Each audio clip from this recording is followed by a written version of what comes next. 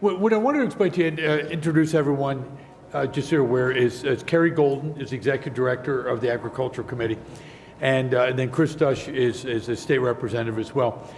Betsy is a dear friend from, I think, how long has it been? 15, 20 years? And we were in continual professional education together. Betsy brought me around to the dairy to see the processing. I'm thinking 15 years ago was when it came out, maybe 12 years ago.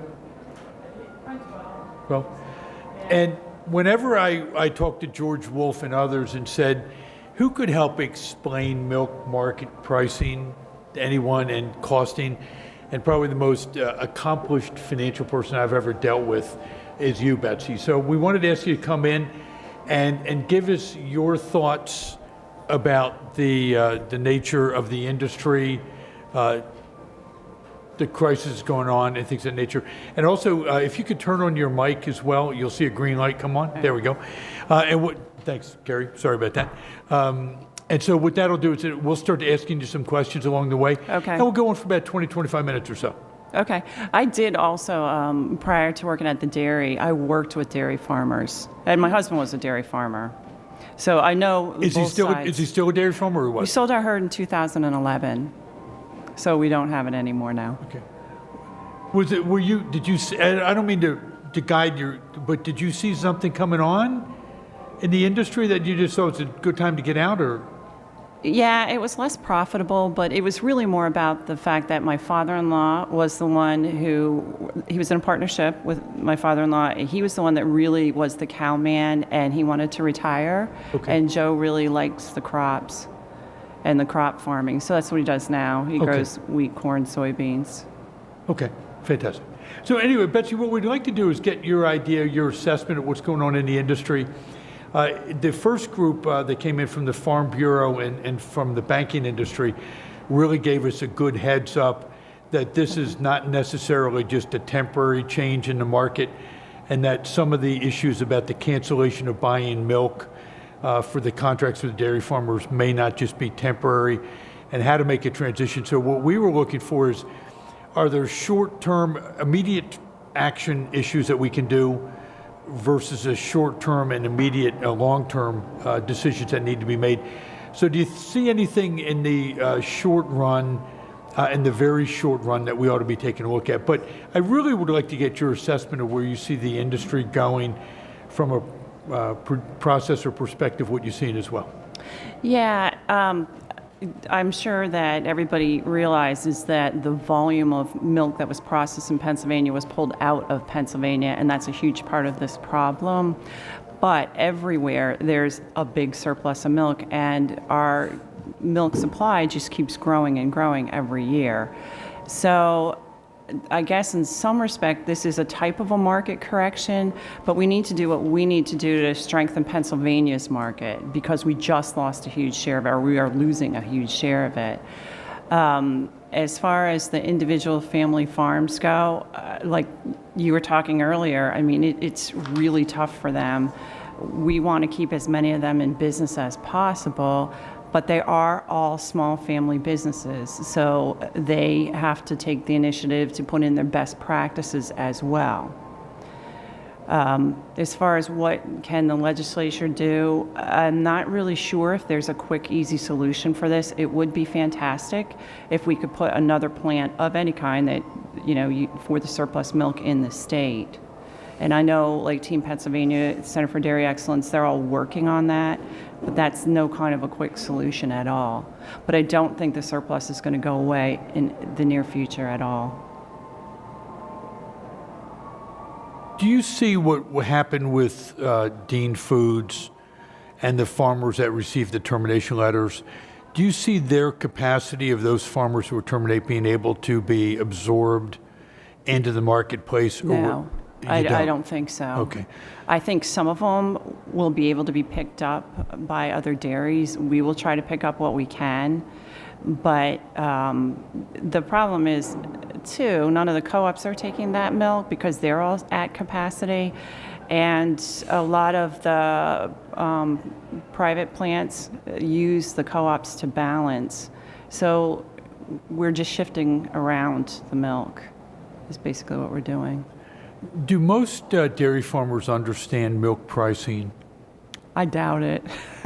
And how come? Well, It's really complicated. Basically, we pick milk up on a farm on the first of the month. The government does not tell us what to pay that farmer until the 13th of the following month. And we pay them advance towards around the 26th of the month, and then we make up the difference when the federal government tells us how much to pay. Now, there is a Pennsylvania overorder premium from the Pennsylvania Milk Marketing Board, which is a percentage of the milk that is processed, produced, and sold in Pennsylvania, and our farmers all get that because we're a private dairy. And then we have some other bonuses that we put in. But it's very difficult, and it can be different. It is different from dairy to dairy. Does the Pennsylvania Milk Marketing Board and the federal marketing system, does that create opportunities for market dislocations in milk? Well, I think that the Pennsylvania Milk Marketing Board has strengthened our industry. Okay. And How has it strengthened it when you answer your question? they keep the price up. Okay. I was actually in a meeting yesterday with Andrea Carnes, and she said that it is the one thing that they buy, milk, that she doesn't have to beat up the vendors for because it's always the same. Everybody sells at the state minimum. So that means that our farmers get more money, the processors get more money. If you ever have a question about whether it's a good thing or not, look at what happened in New Jersey. They're down to like 3 plants and I think 60 farmers, whereas we have like 8,000 and we have like 30 processors or so. I've had one of the things I've noticed about doing some of the economics of the industry is that some people will say it's antiquated, should be done away with. Others say it's the best thing since sliced bread. and whenever I see that kind of a disparity in terms of response, it's always kind of interesting to try to figure out what caused it. When that's only for milk, though, that's produced and processed and sold in Pennsylvania. Is that correct? That's what the overorder premium is. That's yeah. just the overorder premium? But they audit our farmer's payroll like every month and make sure that the farmer got what they should get by state and federal mandate. Well, we get audited by the federal government for that as well. Okay. To make sure that we're paying correctly. So when that happens, and when you're looking about paying somebody correctly, does that minimum price inadvertently cause overproduction? I think it could be argued, yes, that maybe it does. Maybe farms don't run as efficiently. I have heard that argument before. I have not really researched it, but that some farms don't run as efficiently as they could because the price is higher. Okay. And I could see there's validity to that. As far as the Milk Marketing Board being antiquated, I'm sure we all have room for improvement. I'm sure it could be better. And if I think of what that is, I'll definitely let them know. But I definitely think it's a good thing that keeps our industry strong. And I'll be candid with you. I don't know, as George Wolf asked me to do when I sat down and talked to you that one day. He said, before you do anything, this is like an octopus where there are a lot of tentacles. Yes. And he said, you better really know it before you start tinkering with it, or you could have a major issue. Do other states have floor prices for milk? Like, does Indiana? I don't know that. I think there are some that do. I know that New Jersey is trying to put in a milk marketing board, but they're not, the Department of Agriculture is, but they're not getting any support. Basically what happened there was everybody undercut everyone for price, and they drove each other out of business. I see. If as an example, with the large retailers, as we start to consolidate with, say, the Walmarts or the Amazons of the world and things like that, Costco, I've seen different prices for a gallon of milk in their stores, and I'm not, I'm curious about how that might happen. I believe that's on the retailer's end. Is it strictly on the retailer's end? I believe so, yeah. And are they allowed to do that? They're allowed to go Oh, below? yeah. They can charge whatever they want to. And sometimes it's a strategy that if you have a certain label, a couple cents more makes it, a higher quality product. Okay. Because I noticed that I went into, because I do most of the grocery shopping in the family, and when I went into the store, I was surprised to see there was Swiss dairies there at the same time as there was the Walmart brand, and there was a generic brand. Well, that is higher quality milk. Yeah, Swiss's, yeah. no, it is. But I was surprised at the difference in price. I mean, I was really surprised. Okay. And I didn't know, how can the retailers sell below a certain, Well, they can't sell below the state minimum, okay. So the Swiss price was actually a premium price? probably. I see, okay. Yeah. Like today, what would be the minimum price for a gallon of whole milk? Is that I can't tell you that because I get it at work. Yeah, it must be great working in a dairy. Yeah. I never thought about that. Because one of the things that I'm concerned about is, and George Wolf, again cautioned about this yesterday, is that you have to be very careful about the different segments. If you play with one end of it, it could have catastrophic effects somewhere else. Yeah. So what do you think might be needed to do to help change and alter the current crisis that we have? And most people that I've talked to have said this is now a crisis level. One of the things that came up in the first segment of the meeting, to kind of give you a heads up, was the issue of transition teams, so that we could help transition some dairy farmers out of the industry to recognize Yes, and I don't know if you're aware, but the Center for Dairy Excellence does that. it. Okay, They have transition that came team- up. Yeah, and they can help farmers do that if farmers use that resource, and they can elect to do that. Is a 90-day window of time sufficient to allow the Center for Dairy Excellence to pull that off? Maybe not for everybody. I don't know what the number would be of the farms that would need to use that service, Okay. but I would think that definitely some of them should be using that. Well, one of the comments that Mike Firestein brought up was about the Farm Servicing Agency, the FSAs, to help in transition with low-interest funding. And at the break, he was making a comment that they have to be financially able to handle the debt, but at least gives them low-interest funding. It kind of gave the impression that we're better off accepting the reality this is a different marketplace than it was 10, 12 years ago. And so the question I would ask you is it better for some dairy farmers to just say, this is the new reality, I'm better Yes. off exiting the industry before it kills me? Yes. Yeah, absolutely. But the thing is with that pool of Swiss farmers, some of them are really excellent farmers. And that's the shame of it. Some of them are young people who have excellent somatic cell counts, are really good at what they do. And, those are the ones that I feel the worst for because they don't have a market. Well, could you help explain because this is recorded and we're going to have what a cell count is and why that's significant? It's it's a bacteria count. We measure that. We take an average and we pay premiums based on what the somatic cell count is.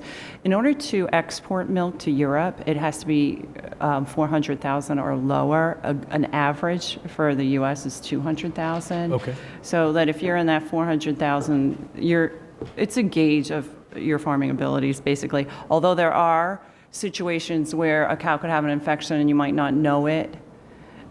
So some people get a high count once in a while, but some people are consistently high, and some people are excellent at being low. It affects the shelf life of milk. Oh, it does? Yes. Of course, higher the count, the lower the shelf life.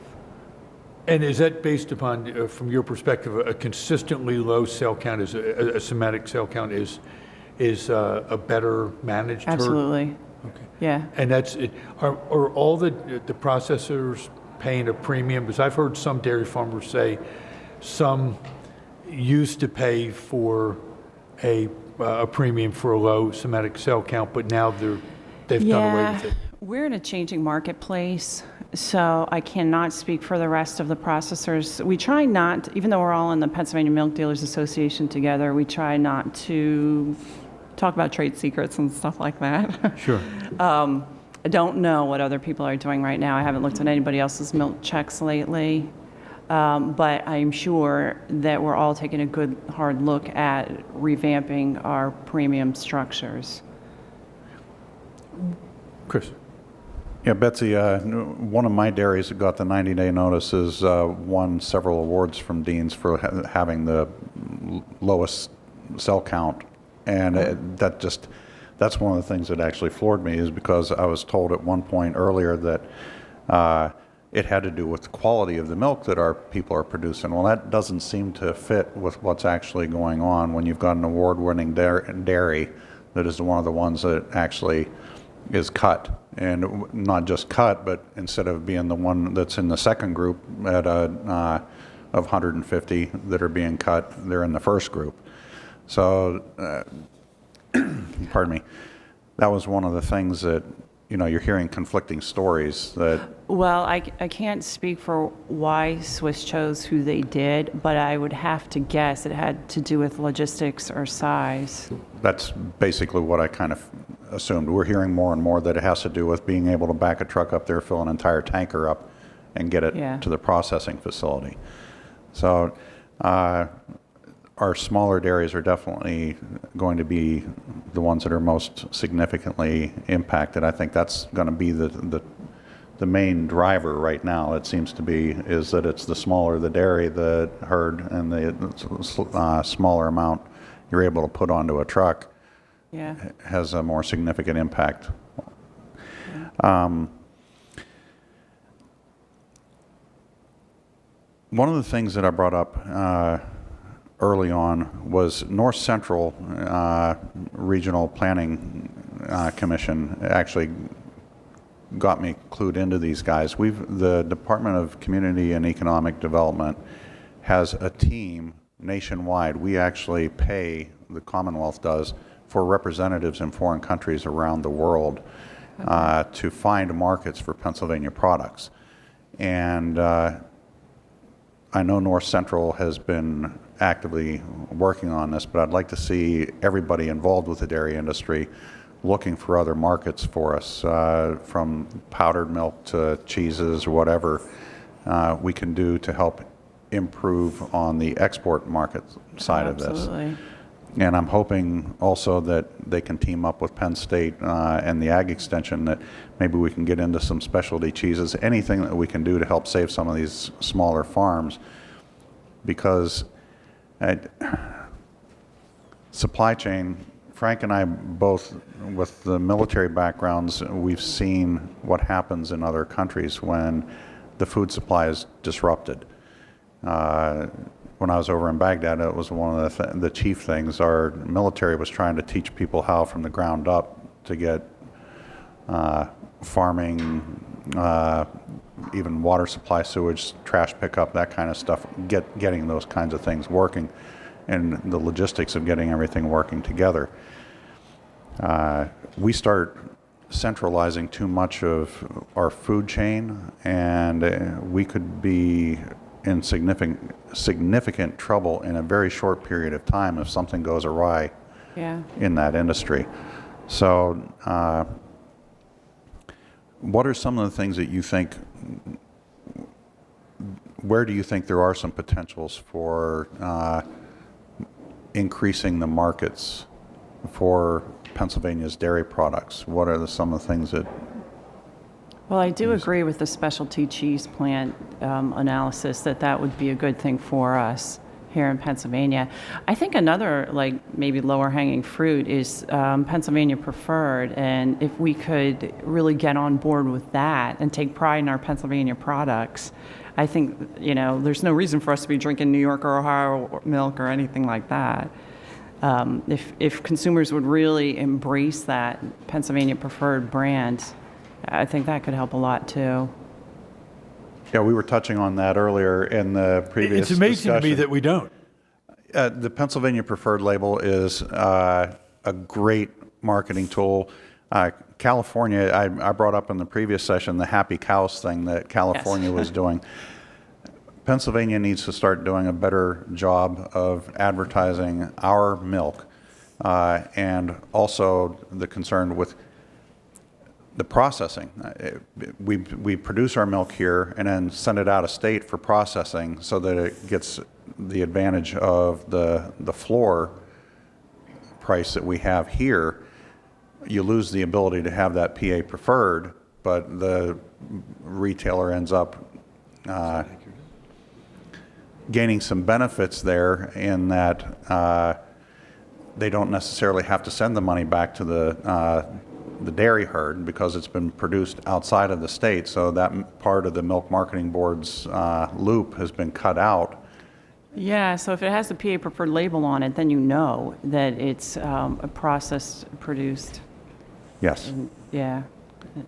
I would like to see that, and I'm going to be pushing for that to get done back home, but I think our Department of Ag definitely needs to start pushing that. Anyway, we can do something similar to that California advertisement, because it was a significant impact on the California dairy industry. Was it? It got a lot. It benefited California dairy farmers. So. And who doesn't love their commercials? Yeah. The happy cows. And Betsy, just for your benefit, Representative Dave Zimmerman just stepped Hi, in. Dave. And it's Betsy Albright, who's with Harrisburg Dairies, and I don't know if I should say a former student of mine, but we've sat in CPE classes together. Well, thank you. Yes. A moment of silence for having to sit through one of my classes. But the best news is when she sat in one of my classes, it was 8 hours at a clip. Yeah. Think about having to listen to me for 8 hours. And as I mentioned earlier, I sat in the front row so I could be entertained all day. Not that you had any problem speaking for 8 hours. Just All right. Wise guy. Betsy, would it be helpful, do you think, for people outside the industry to know the different classes and the different types of milk, either milk solids, dry stuff like that? Would that be helpful for Yeah. people to know? Probably not, because if you're drinking or eating a PA dairy product, I think it's all good.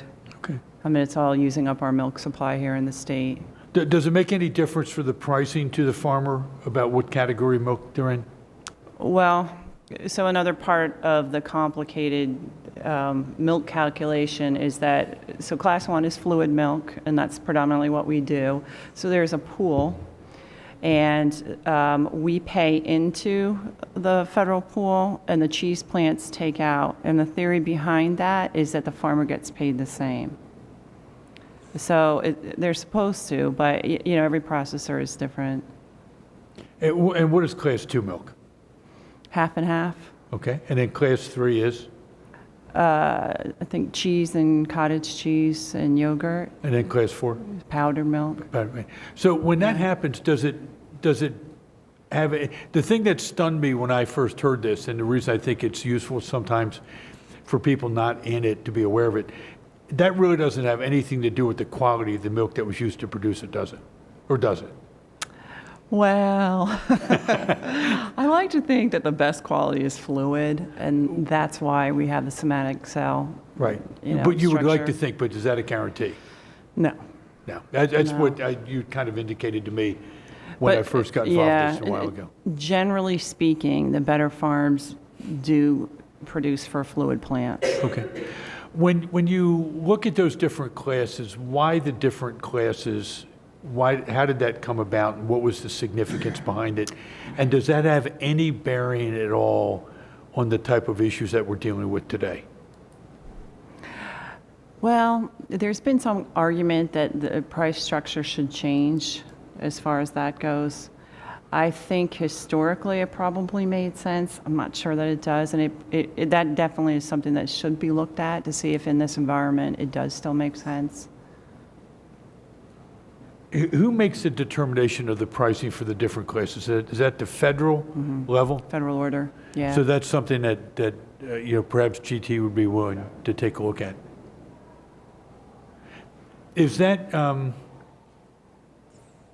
I'm trying to think how to phrase this question. When you're looking at, since you deal predominantly in fluids, correct? Yes. Do you, if we were to build a plant, and one of the comments that I'd received from people was that the last plant that we built in Pennsylvania took 7 years to get the permitting to build it. We don't have 7 years No. in this crisis to deal with. What's your perspective of the timing it would take to start to have an impact on this current problem? And that doesn't mean Yeah. about building a new facility, but if you were to say, Frank, you're looking at a 90-day crisis, then building a plant might not be a short-term solution. Well, it isn't a short-term solution. However, with the way that we're going, I think it would help in the long run. Okay. Do you think this is phase one of a multiple step? Yes, I do. Okay, that's what I'm concerned about. So you think after we do this first round of people, there could conceivably be another level of rounds of people getting termination letters? Yes. I don't know how familiar you are with the school milk and how they took, school milk had to be fat-free under the former administration's nutritional guidelines. We touched on that a little bit, but could you go into that? Because that's where I was hoping you'd go. Yeah, so that stopped the whole generation from drinking milk in schools because it was terrible. I mean, who wants to drink, dishwater, as my late father-in-law called it? And you're not biased about that at all. I would say I'm very. I mean, and I would like this. I drank my whole milk today just a few minutes ago. Our low-fat chocolate milk is really good, but that couldn't even go in.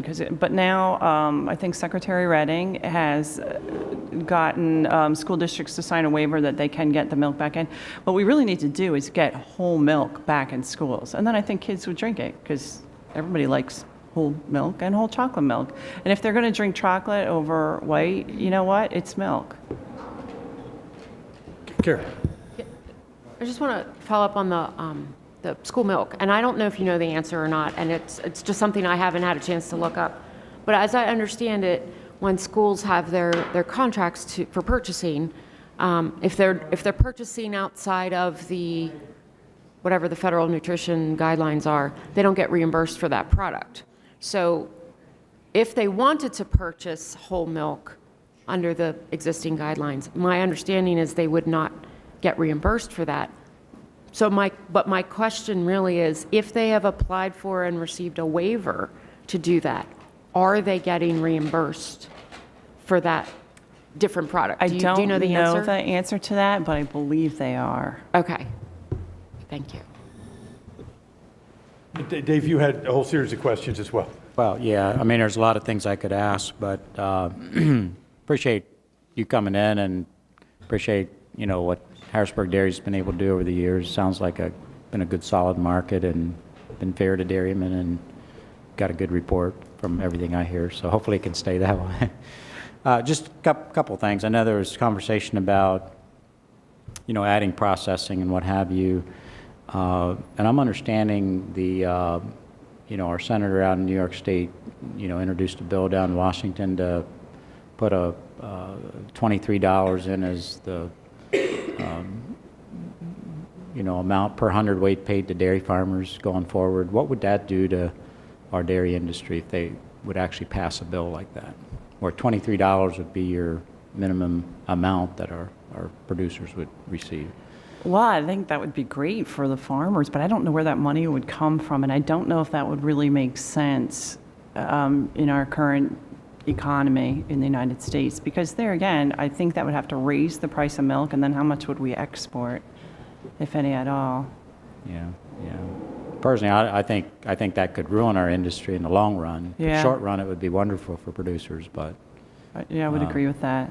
I just wondered what your perspective is on it. And I missed a lot of what was happening in here, and in about 10 minutes or less, I need to run again. But what I want to just comment on, and not necessarily to either one of you, but for the record, I think for our Swiss producers, for example, that got 90-day letters,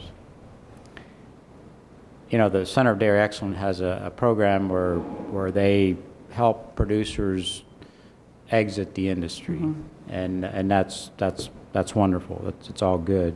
But if you get a 90-day letter, hard reality is you're pretty much too late for that as well.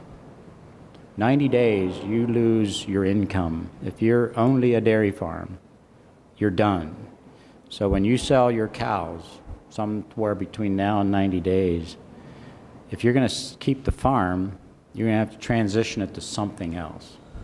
So we can transition it to produce, for example. We could possibly transition it to southern tobacco. Lancaster Leaf is looking for more growers. There's kind of a trick to growing that. One of the key things that is used and needed for those kind of things, those kind of activities on our farms, is this high tunnel structure. Inexpensive, just hoops in the ground with plastic, and they use them in many different ways, to raise produce, either in the ground or in raised beds. And then one of the latest things they're using those things for in the fall is to hang tobacco in. Instead of building a tobacco barn, we just put a high tunnel up and hang tobacco in to dry. And right now, DEP would be requiring major stormwater plans implemented for that structure. And then the structure moves in a year or two anyway, and then we have to go through that whole process again, costing many more times more than the structure itself. So we have to have a DEP that's willing to relax things like that. The other thing is, on these dairy farms, maybe we could build a chicken house. Bell and Evans is still looking for some producers. Right now, to build a chicken house in Pennsylvania, we're looking at 18 months to 3 years to permit that. If I'm a Swiss producer, I lose my market in 90 days. I don't have 18 months. I don't have 3 years to hang on to this farm. For some years in Lancaster County, I served on the Agriculture Preserve Board, and I'm a big believer in preserving our good farms and so forth. But a number of years ago, Dale Weaver Poultry, that then ended up building Garden Spot Retirement Village, asked me the question, Dave, who are you preserving those farms for? Today, that's even a better question, because if we're going to preserve the farm but not the farmer, what does that look like going forward? So that's not questions or comments to either of you, but I just wanted, for the record, because I'm not going to have a lot of time to hang around here, but I think our Ag Department and our DEP, which seem to work hand in hand here in Pennsylvania, and so many times against farmers instead of with farmers and for farmers, need to step to the plate and be involved in helping our farmers move on to other things if that's what it takes. And then at the same time, get us back to having a viable dairy industry in Pennsylvania that's been key and crucial to our economy. My county, dairy is the #1 agriculture industry and has been for many years. If that goes away, we start losing infrastructure along with that as well. What does that look like in the long run? And down the road, what does that look like, and what's the impact on Harrisburg dairies, for example? So there's just, kind of long tentacles here on if we lose our dairy industry in Pennsylvania. So anyway, Frank, just wanted to make those comments. Absolutely. And one of the things I wanted to, Carl Herbine was just able to join us. He mentioned, I tell you what, I was impressed. He should have been in the Marine Corps. He said he'd be here at 1:30, and about 1:29 he walked in the door. I wish I could plan invasions quite that well. And Carl is the chief executive officer, of Herbine and Company, which serves most of the dairy industry and is located in Reading, Pennsylvania. And I thought that too, with Betsy Albright and Carl, it would give good insight. Dave, I wanted you to be aware that before I know you had to leave, that you would be aware to ask some of the questions. So Carl, what we could do, if we could have you both kind of tag team as well on this. Sure. One of the questions we'd like to ask you is, what are you seeing with your dairy clients as a CPA, what are you seeing as kind of a recurring theme? And we asked everybody to deal with so far in the discussions we've had thus far is to talk about, is there anything immediate versus short-term versus a long-term solution? The short-term and the intermediate and the long-term solutions we would ask Chairman Marty Causer to look at from the Agricultural Committee. What we're looking at is to see what type of policy recommendations might be for the intermediate or the immediate term to get us through this 90-day crisis. And Carl, if I could, there's a green button on your microphone. Yep. This is being recorded, and Okay. we'll get you a copy of the link, and this way it will allow you to do whatever you need to do. And Betsy, if you want to leave yours on, this way, did you leave it on? This way we can all kind of talk back and forth. I guess I'll start with what's caused the problem. Problem is caused by an imbalance of supply and demand, and that has driven the price down. And one of the things that I want to comment on, sir, your question about the $24 milk, one of the things that I hear from our dairy processor clients is that if Pennsylvania does something to increase the price of milk, it'll make our processors like Harrisburg not competitive, because in Ohio and Maryland, milk would be at an unregulated price and it would be a lot lower than that. So I think we have to be cautious of that. Long term, it's going to have to be, we're going to need more export of dairy products, and that looks a little questionable right now, unfortunately, because the European Union has gone through deregulation of milk, and they have a year's worth of milk powder in storage right now and it's being sold at the price here in America. So that's not going to be a solution in the short term. It's going to take a year for that to clear out. I think one of the things that I'm hopeful, and now this isn't going to be in 90 days, but we're going to have a new federal farm bill. And the risk management tools that were in the last farm bill were no good.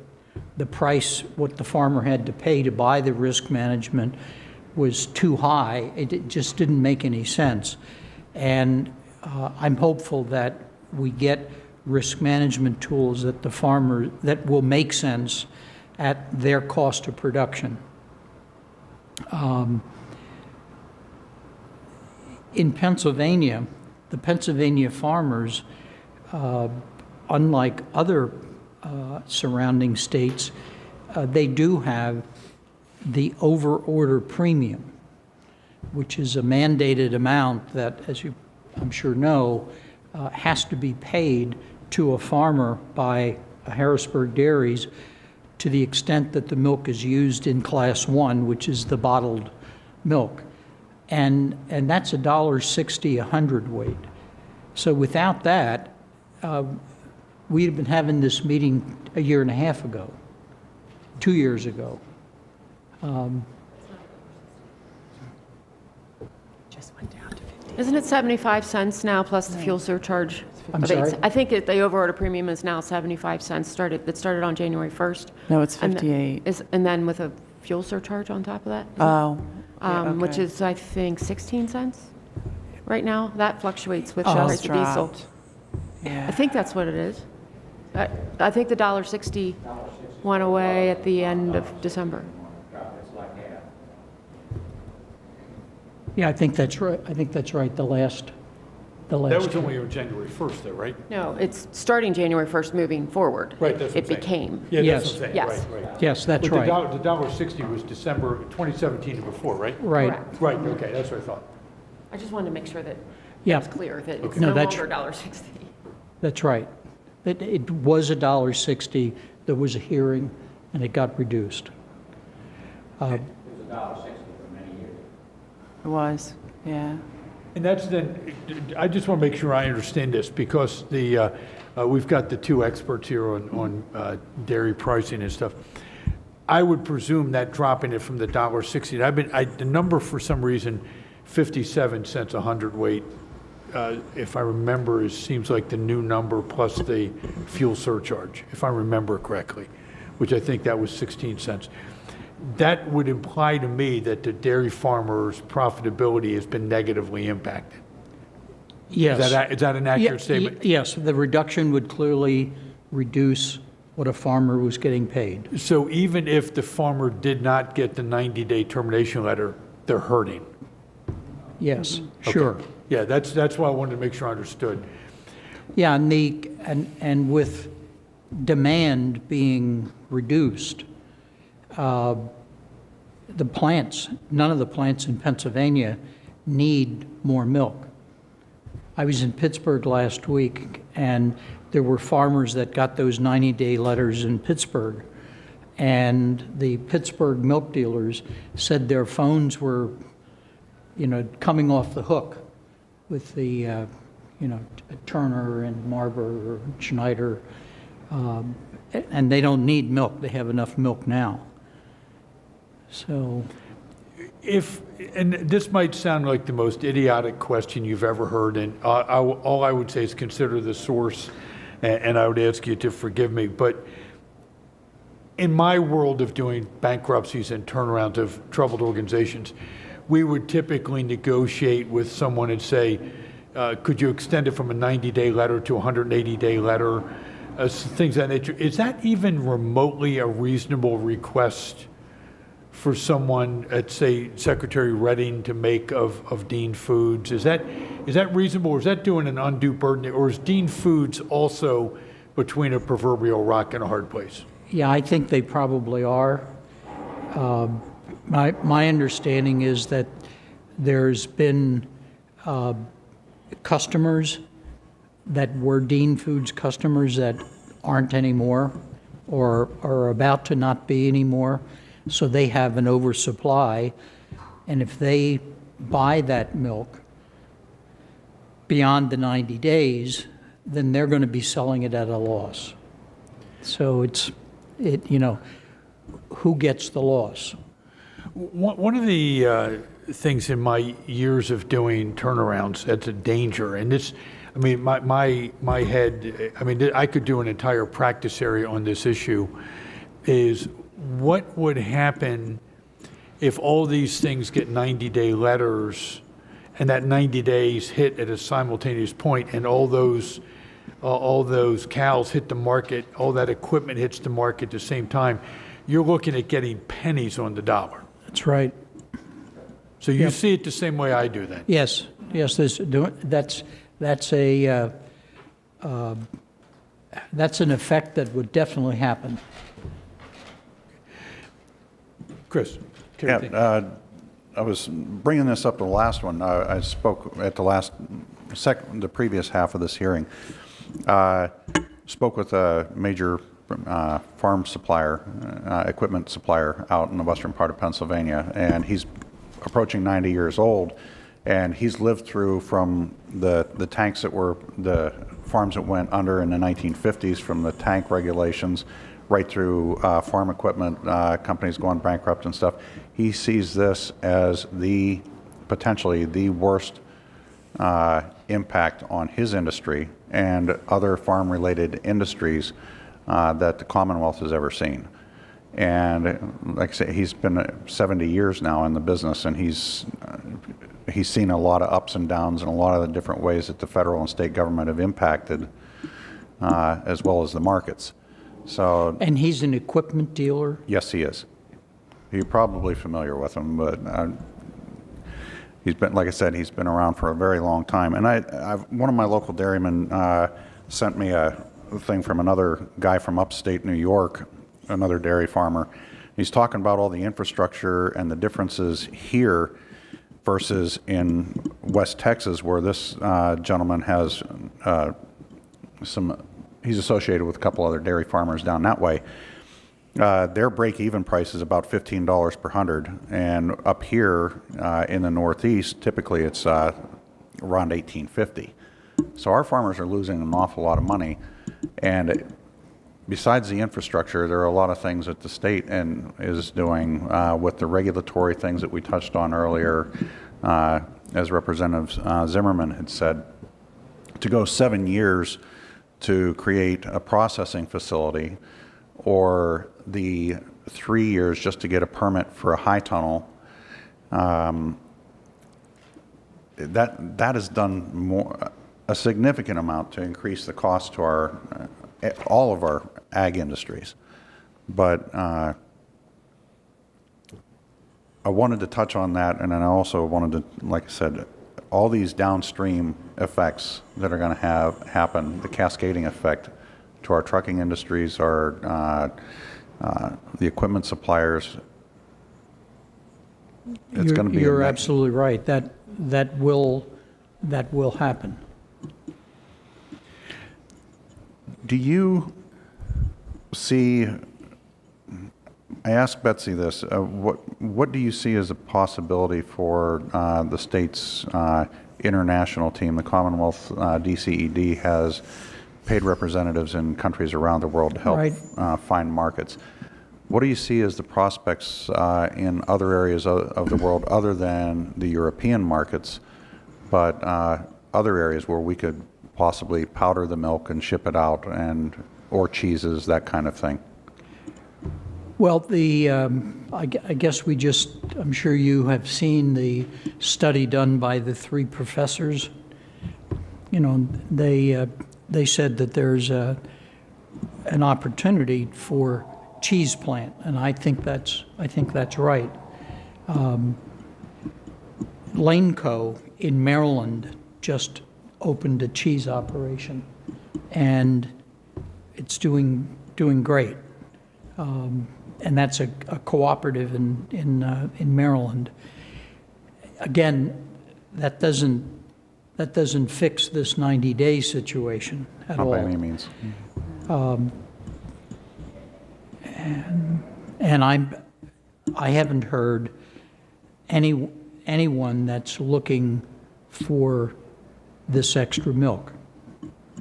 Now, if what I've been told is correct, that the reason for the Dean Foods letters is because they've lost business to another processor. Well, that other processor need to get milk from somebody. So I don't know how that circle gets made. I'm kind of hoping that our Pennsylvania consumers actually start looking for that Pennsylvania preferred label, and the places like Marburgers and Turner's, as you mentioned, will be able to pick up that slack and be able to produce that milk and maybe help some of those local dairies to continue to survive. I'd mentioned to Betsy earlier that I've got an award-winning dairy that has, for their low somatic cell counts, they were cut in that early round with Deans. Dairies like that should be able to continue to supply someplace.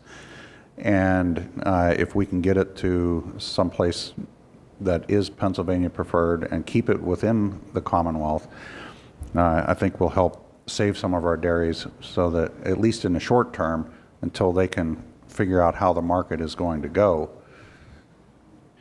One thing I wanted to do, if I could, the name of that study for the 3 professors was done by, and I'm going to script the pronunciation, Blimling, Blimling. And the 3 professors actually published it through them, if it's the same study. Yes, and it was Novakovic. That's it. Novakovic from Cornell.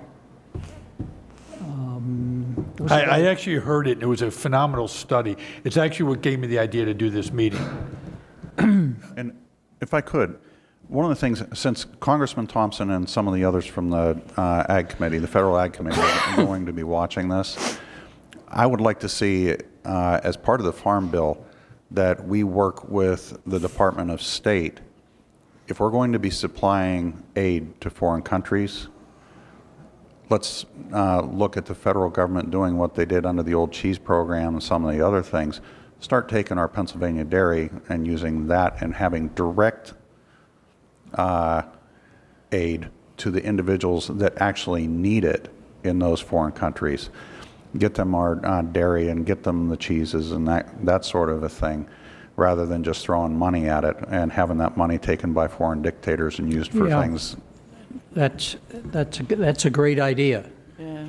And, and I think that, cheese and milk powder or butter would be commodities that could satisfy that. Carl, if I were to ask you a question, and Betsy, because you both have a unique twist on this, one from a processor perspective, one from the dairy industry CPA perspective. Whenever there are significant market swings like this, in this case, dairy farmers get 90-day letters, there's always the pendulum swing back when 5 years from now, and I'm making up a date, but 5 years from now, there's a massive shortage and then you won't have enough milk coming into the processing plant. Do you see this pendulum swinging back in such a way that the downstream effects from this 3, 4, 5 years from now on others who are not, such as processors, not being affected today, could be really whipsawed next year and 2 years ago, and this is the tip of the iceberg affecting Pennsylvania industries? Or no? Do you think this is just such a massive oversupply issue that you don't think it's a long-term impact too much downstream I would tend to agree with that we have such a massive oversupply Okay. that it may swing back to where it needs to be. For as long as I've been in the dairy industry, farmers just keep getting better at what they do. Okay. And when I started with Harrisburg Dairies 13 years ago, we had twice the number of producers that we have now, but they're producing the same amount of milk. Wow. Yeah. Yeah.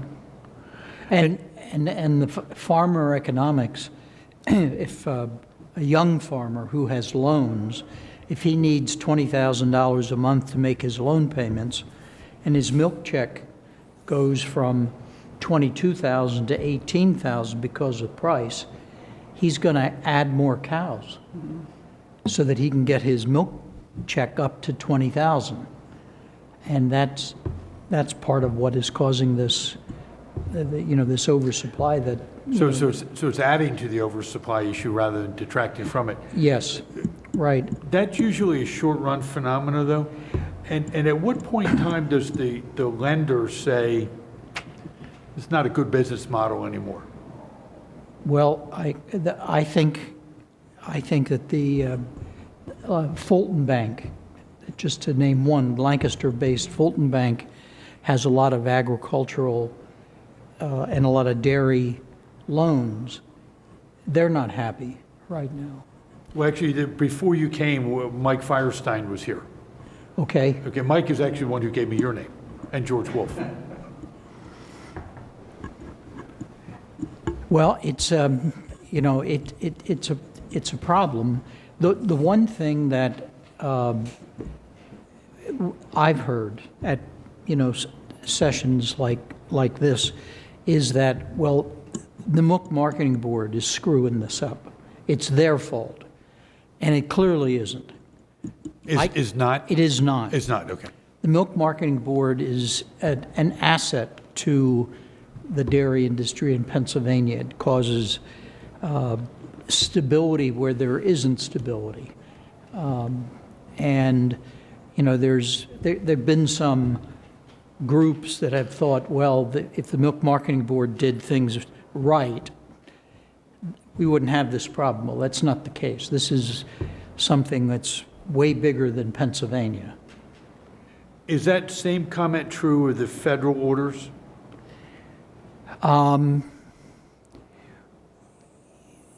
Yes. Yes. So and I'm not, when I ask questions, I'm not advocating to do one thing or another. Right. Ours is from a intellectual perspective that we want to learn to see how we can craft better public policy. So from your perspective, keeping the federal orders and the Milk Marketing Board is a good idea? That's a question. Yes, I would say so. And how come? Because again, the Milk Marketing Board, and I'm sorry I had the $1.60 wrong, they mandate a price above the federal government, so a Pennsylvania producer is in a better position than an Ohio producer to the extent of that over-order premium. The federal order, and it's not everywhere. I mean, there's parts of the country where there is no federal order. It's unregulated. Western Maryland is the closest to us that's unregulated. But it causes stability. If Western Maryland is unregulated, does that not give the Western Maryland dairy farmer, the opportunity to provide milk into west central, southwest Pennsylvania at lower prices? No, it doesn't, because when that milk comes into Pennsylvania, it's regulated by Pennsylvania. But then doesn't it give them the opportunity then to get a higher profitability, or no? Higher profitability. In other words, if that same milk is sold in Maryland, because I used to live in Western Maryland, and milk is cheaper in Western Maryland than it is in Pennsylvania. Right. So would they be improving their profitability by, and I hate to say exports from Maryland, but are they better off exporting from Maryland into Pennsylvania? No, I don't think so. I mean, that would be regulated. Yeah. Well, the milk would be regulated from being sold, but if I'm the farmer in Western Oh, Maryland, the farmer. and I'm going to make a higher, would I be better off in Western Maryland selling my milk to Pennsylvania than selling it in Western Maryland? Yes. See, that's why the one thing I want to be honest with you, I'm having trouble getting my head wrapped around, if you don't mind, is that and I'm not saying that the Milk Marketing Board is not good or not. I'm really, everything tells me that when you, I hate to use the word interfere with the market, but when you interfere with the market, you run the risk. In the case of foods, I think it makes sense because what came out earlier today is that we are only within 3 days of being out of food. It's like gasoline. If a refinery shuts down, you'll find out how quickly you need refineries. But I worry that if the markets that we're dealing with, because I lecture around the United States for the CPA societies, and I was surprised the amount of areas that I went into when I would talk about federal order and Milk Marketing Board, they had no idea what I was talking about. Yeah. And so surprised. in my mindset says if New Mexico and Texas and Arizona, which are, well, Texas I would understand why they would have dairies. But I've walked across the United States and I walked through Arizona and I walked through New Mexico, and that's not where I would have thought I would put a dairy. But when I found out how they were doing it, they were transporting in the grain. They were buying the Right. grain that might be cheap at the time. All the dairy were under roof, and to keep them out of the heat in the right time of day, and they were producing milk very inexpensively compared to what we were doing here. And big quantities per cow. Huge quantities per cow, because what they told me was because of the diet. And I don't know if Frank, that's- I think the thing that we need to keep in mind here is that if you want to have a dairy farm in Pennsylvania, you need land, you need a herd, and you need equipment. And the capital expenditures is huge. So if we deregulate all this and they go away, they're never going to come back.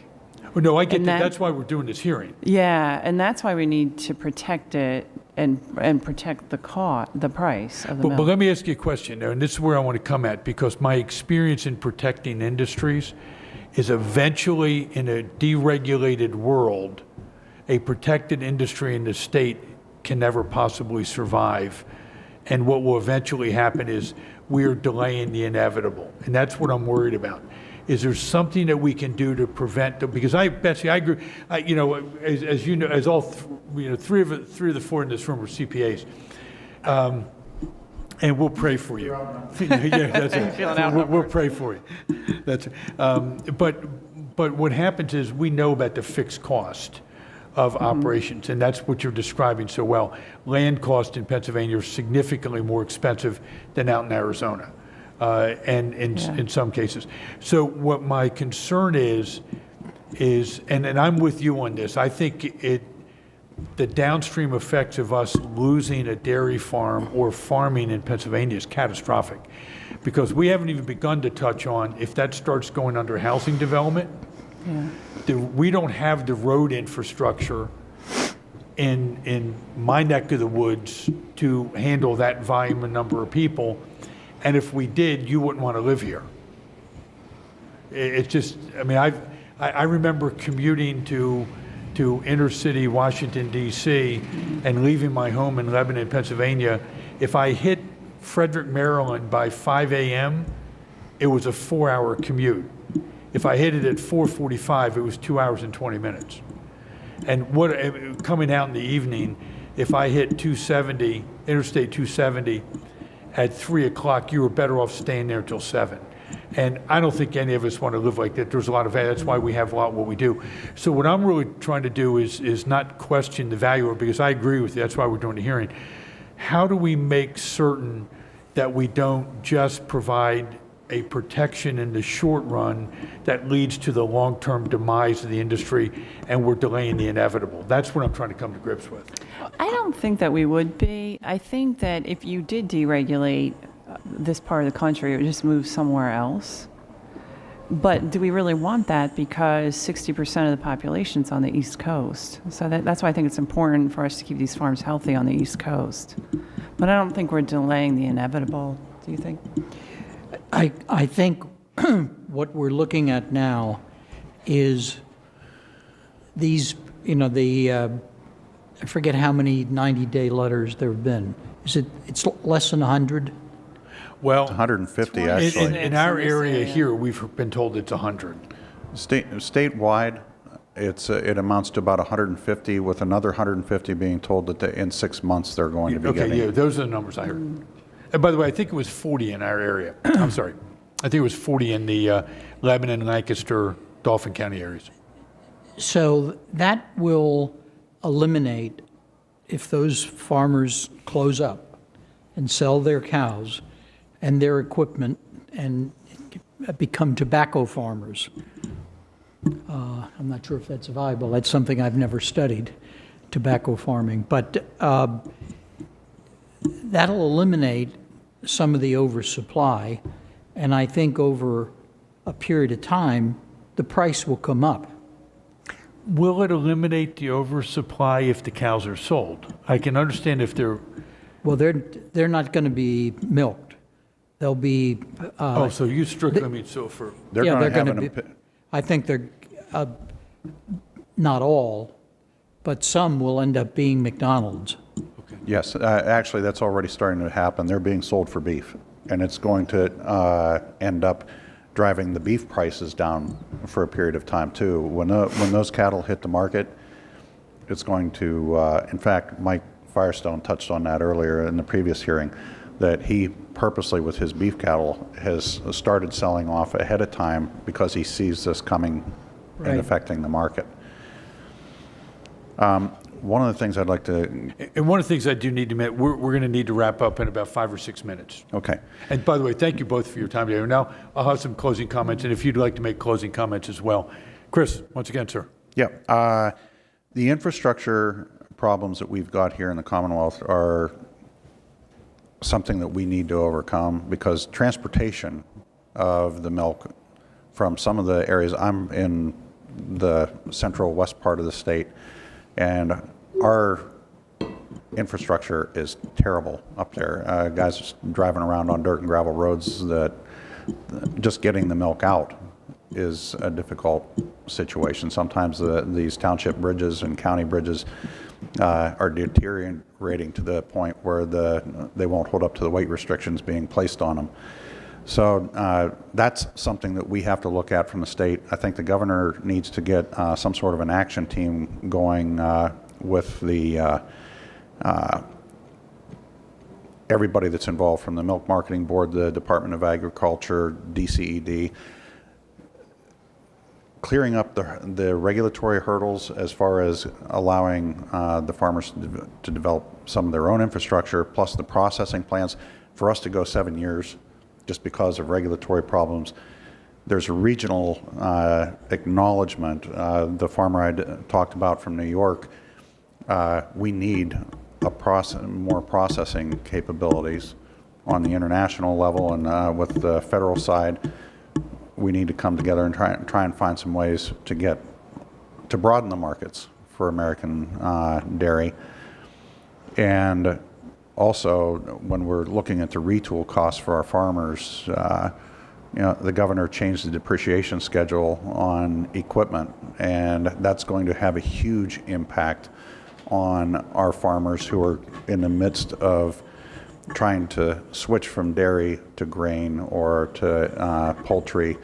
The equipment investments are very significant, and to not be able to write some of that stuff off as a depreciation factor right up front is going to have a very negative impact on how those farmers are going to be looking at, as well as the banks that are looking to help them to do so. It's going to have a huge negative impact on whether or not they are going to be able to financially afford to do that. Fantastic. Chris, thank you. Betsy and Carl, would you like to make some closing comments? Just thank you very much for paying attention to this issue and for having us here today to talk about it.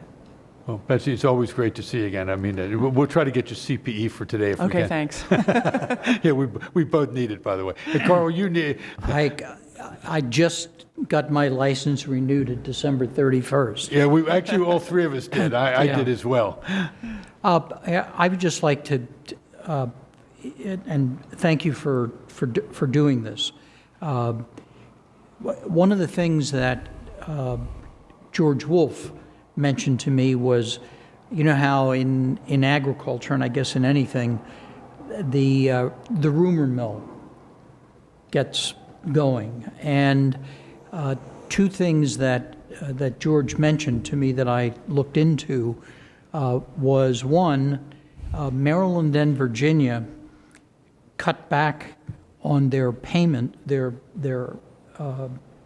first payment of the month for the month of March.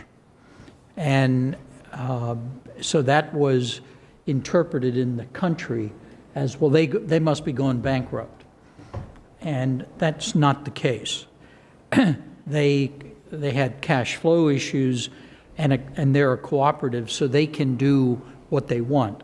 Not like Betsy has to pay according to the schedule, the regulatory schedule. They don't have to. So I think that was just a choice that they made. And Land O'Lakes is doing something also.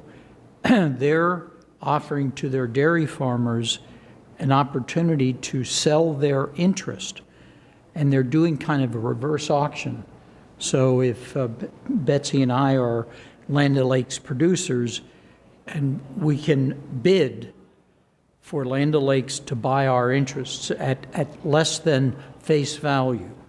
And a cooperative member has an equity position in the cooperative that they're a member of. And they're doing that to reduce the supply of milk.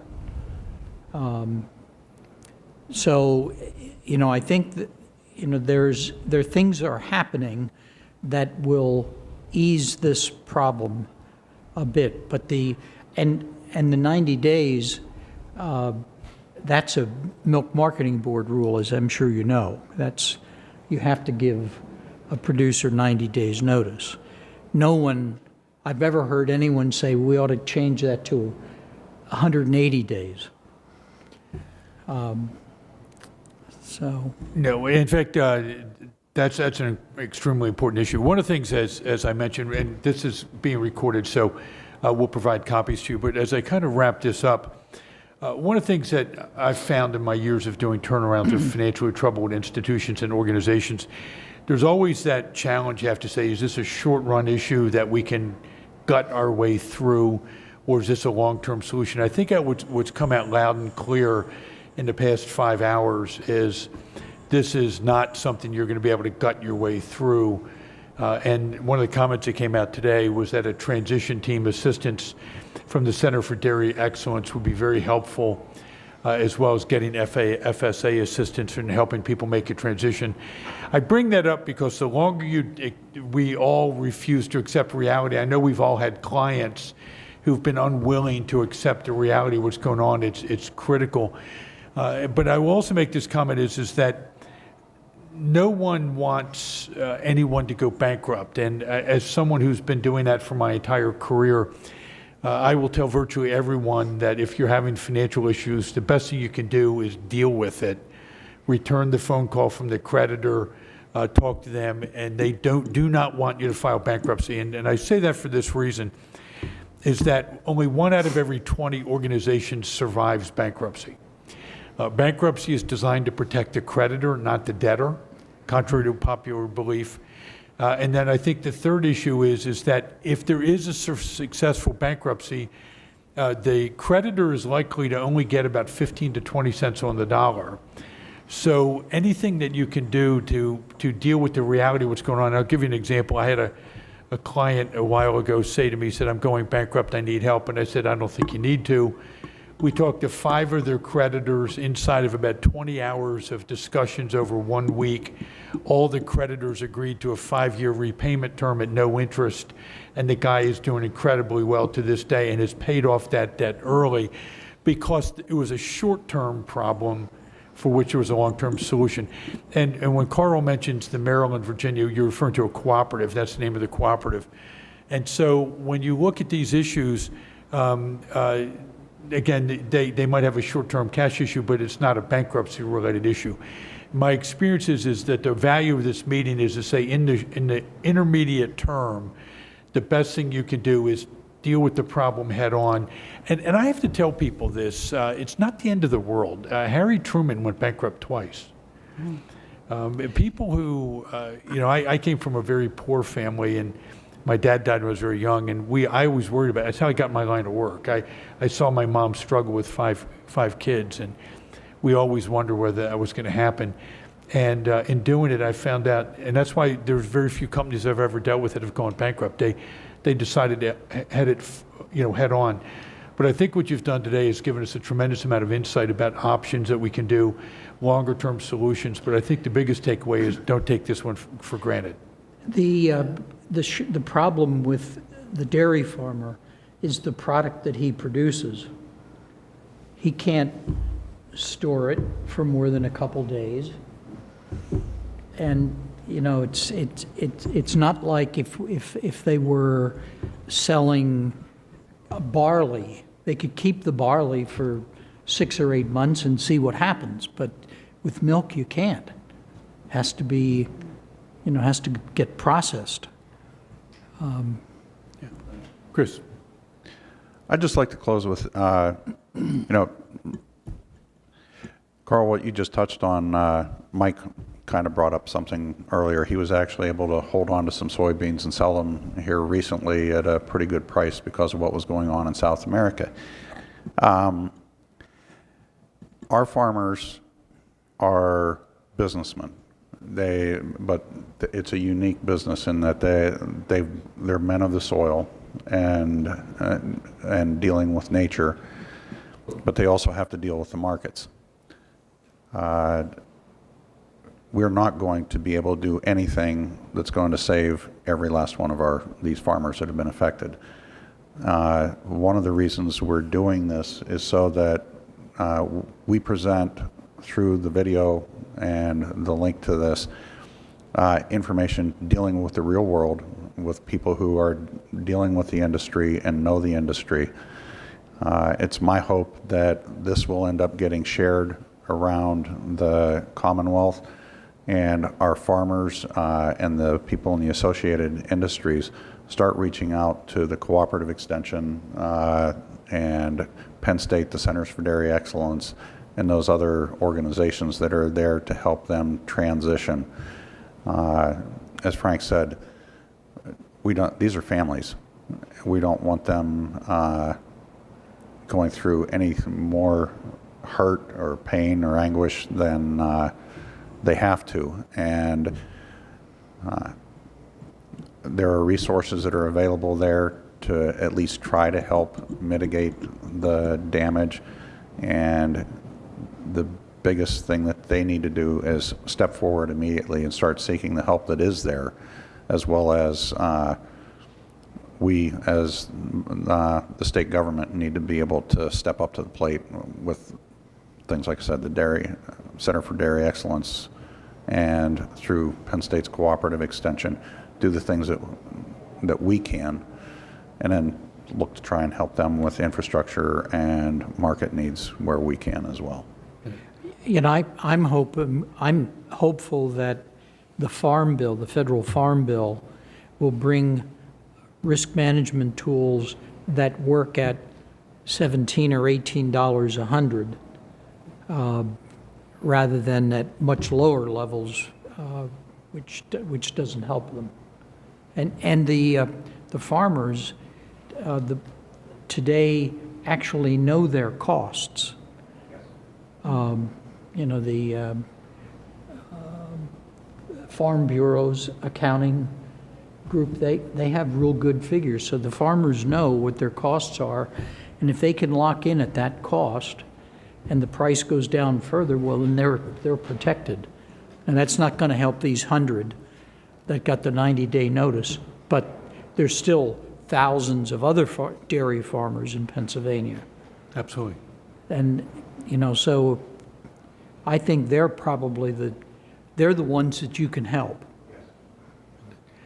Betsy, Carl, thank you so much. And ladies and gentlemen, for watching today on the Financial Rescue Caucus about the problems in the dairy industry, stand by for additional information that we'll be publishing to see what we can do, hopefully in the next few days, to get some assistance to such a great and worthwhile group of citizens. Thank you so much.